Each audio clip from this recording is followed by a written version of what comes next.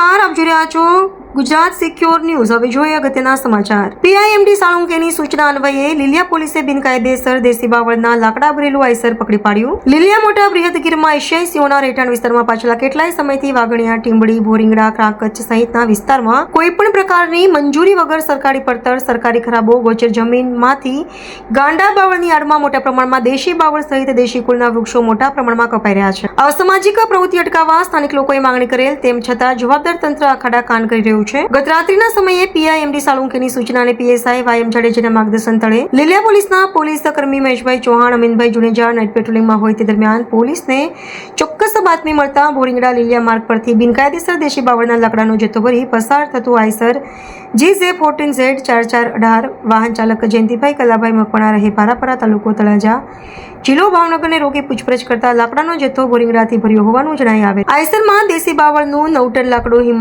કિંમત ₹45,000 તેમજ Eicher truck કિંમત ₹4 લાખ મળી કુલ ₹4,45,000નો મુદ્દામાલ જપ્ત કરેલ। આ કામે લીલિયા પોલીસના પોલીસકર્મી ભુજબલદાન ગઢવી, સંજયભાઈ ઇટાળિયા, પંકજભાઈ બગડા, સંજયભાઈ થાંતલે ધોરણસરની કાર્યવાહી હાથ ધરી હતી। રિપોર્ટર ટીનુભાઈ લલિયા સાથે યોગેશ ઉનડકટ, ગુજરાત સિક્યોર ન્યૂઝ, લીલિયા।